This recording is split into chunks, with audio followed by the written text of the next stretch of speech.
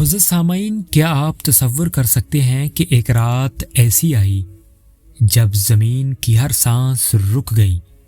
آسمان کے پردے کھل گئے اور فرشتے بھی حیرت کے مارے تھم گئے۔ ایک ایسا سفر جو انسان کی عقل سے باہر تھا، شروع ہوا زمین سے لے کر آسمانوں کے سب سے اونچے مقام تک، جہاں علم بھی رک جاتا ہے اور آنکھیں صرف حیرت سے بھر جاتی ہیں۔ یہ شب معراج کی رات تھی، ایک رات جس کے راز آج بھی چھپے ہیں، اور آج میں آپ کو لے جاؤں گا اس عجیب و غریب سفر میں جہاں ہر منظر، ہر روشنی اور ہر فرشتے کی موجودگی ایک عظیم مقصد کے لیے تھی۔ وہ رات جسے ہم لیلۃ المعراج کے نام سے جانتے ہیں، ایک عام رات کی طرح شروع ہوئی، لیکن جلد ہی ایک ایسا واقعہ سامنے آیا جو انسانی عقل اور تصور سے بالاتر تھا۔ نبی صلی اللہ علیہ وآلہ وسلم کو اللہ تعالیٰ نے ایک روحانی اور جسمانی سفر پر لے جایا، ایک سفر جو زمین سے آسمان کی طرف اور آسمانوں سے بھی آگے اس مقام تک تھا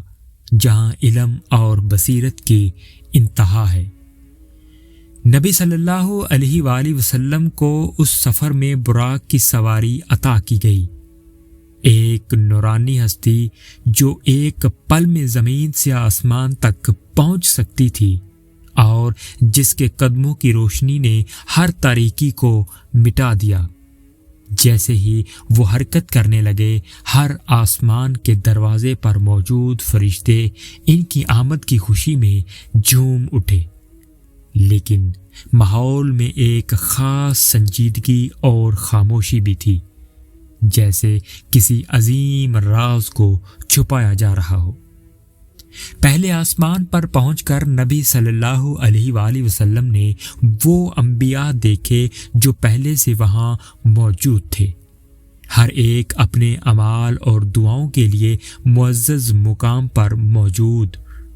حضرت آدم علیہ السلام سے لے کر حضرت موسیٰ علیہ السلام تک ہر ایک کی موجودگی میں ایک مخصوص نور اور روحانی طاقت محسوس ہو رہی تھی۔ ہر آسمان کے پردے میں چھپے اسرار اور قدرت کے عجائبات نبی صلی اللہ علیہ وآلہ وسلم کے سامنے ظاہر ہوئے، لیکن آنکھیں اس عظمت کو پوری طرح دیکھنے سے عاجز تھیں۔ پھر وہ پہنچے سدرۃ المنتہا تک، ایک عظیم درخت جس کی شاخیں اور چھاؤں ہر انسانی عقل کی پہنچ سے بالاتر ہیں اور جس کے نیچے علم کی انتہا رک جاتی ہے۔ اسی مقام پر اللہ تعالیٰ نے نبی صلی اللہ علیہ وآلہ وسلم سے خطاب کیا،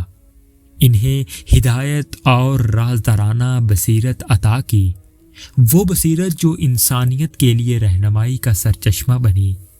اس سفر میں نبی صلی اللہ علیہ وآلہ وسلم نے نماز کے اوقات کا فرمان بھی پایا، جو تمام امت کے لیے لازمی ہو گیا۔